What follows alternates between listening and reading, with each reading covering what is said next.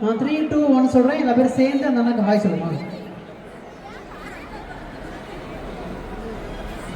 ரெடியா? Ready kids, ready? இங்க பாருங்க. Ready 3 2 1 hi bye bye.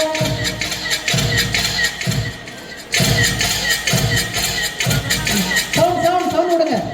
Bye bye by.